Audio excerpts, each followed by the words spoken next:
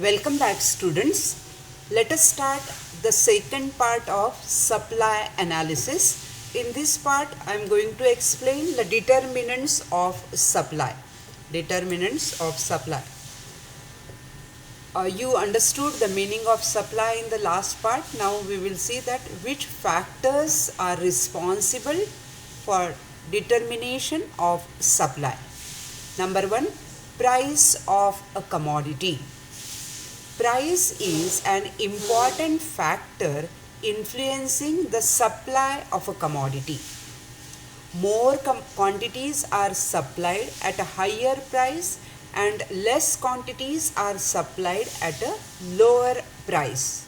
So, there is a direct relationship between price and quantity supplied. Higher the price, higher is the supply. Lower the price, lower is the supply. This can be asked for multiple choice question, that is fill in the blanks or true or false. Second, state of technology. Technological improvements reduce the cost of production, which lead to an increase in the production and supply. With the modern technology, the production can be more faster also. So, supply is higher when we are using the modern technology, improved technology. Next, cost of production. If the factor price increases, the cost of production also increases and so supply decreases. Because when the cost, say for example, factor price means the price of land, the price of labor, the price of capital. If they are rising, then cost of production is also rising.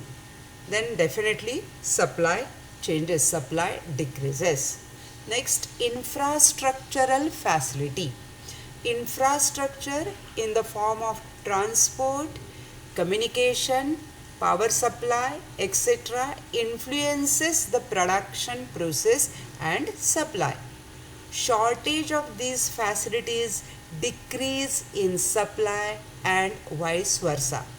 For example, if the producer produces a very good quantity and quality of the commodity, but if there is no transport, then that supply can be decreased. Right? So, power facility, transport facility, communication facility, they are considered as the infrastructure. And if good infrastructure is there, the transport facilities are the best one, where the commodities can move from one place to another place, then supply rises. Next, government policy. Favorable government policy may encourage the supply and unfavorable government policy may discourage the supply. Government policies like taxation, subsidies, industrial policy, etc. encourage or discourage the production and supply depending upon the government policy measures. If government is charging very high taxes, very high toll, then the pattern of supply changes because the prices are going up. And if the government is giving concessions, subsidies, tax concession, then definitely supply rises. So, supply depends upon government policy. Next, natural conditions. The supply of agricultural products depends on the natural conditions. For example, a good monsoon and favorable climatic condition will produce a good harvest. So, the supply of agricultural products will increase and unfavorable climatic condition will lead to a decrease in supply. We all are aware, students, that our agriculture is the main activity.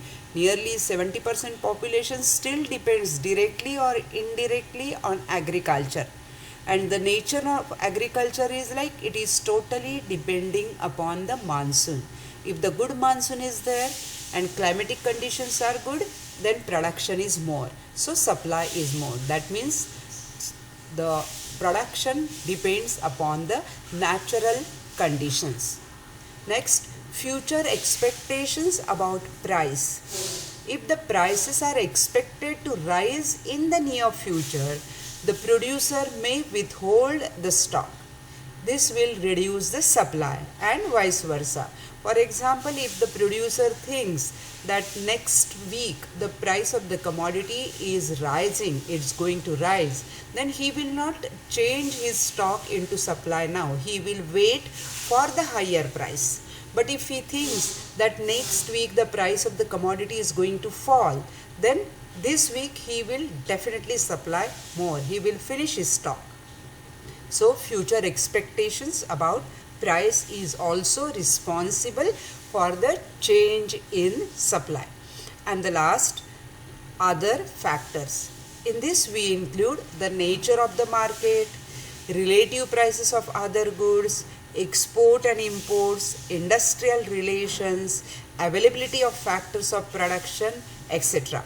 If all these factors are favorable, then supply is more and vice versa. See, any climatic condition, very good market, very good prices, import, export, the good conditions of export and import, all those things are in favor of the supply. But if they are not in favor of the producer, then supply will be less. So these are the 8 determinants of supply. So students, the question can be explain the determinants of supply. You have to give all the 8 points. Thank you very much.